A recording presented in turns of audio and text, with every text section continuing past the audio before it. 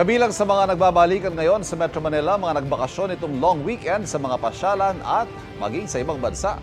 May unang balita live si EJ Gomez. EJ.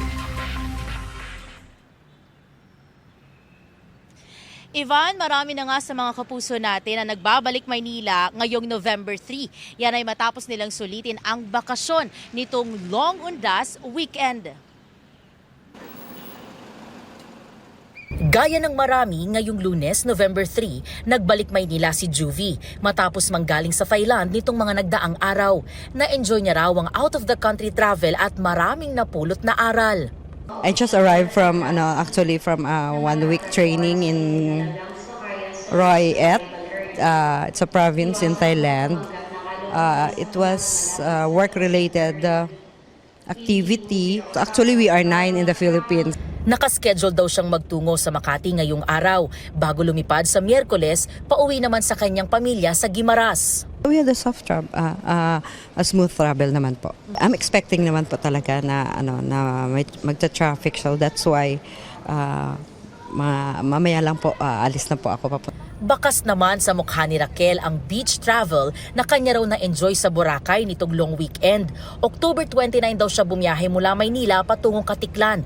At ngayong back to Manila, back to reality na siya, bit-bit niya ang mga masasayang travel experience kasama ang kanyang pamilya. So masaya. Madami that night yung mga tao during Halloween. Tapos meron silang mga Halloween na ginawa, yung treat or treat. Yung mga bata, madami daw mga naka-costume. Ngayong oras daw ang pinili niyang flight para makabiyahe mula Pasay patungong Caloocan na wala gaanong traffic. Yes, ready na. Sa work again. Kasi na-relax na, na-enjoy na, di ba? Kayod na ulit, no? Yes, para mag-travel ulit. Travel is life! Kaninang pasado alas 4 ng madaling araw, hindi pa gaanong matao at hindi pa sunod-sunod ang paglabas ng mga pasahero sa arrival area.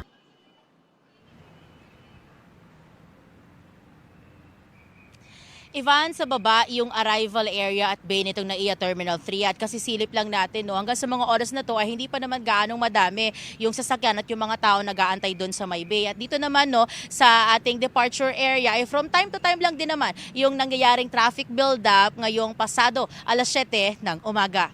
At yan, ang unang balita mula po rito sa Pasay City. EJ Gomez para sa GMA Integrated News. Kapuso, huwag magpapahuli sa latest news and updates. Maging una ka sa balita at mag-subscribe sa YouTube channel ng GMA Integrated News.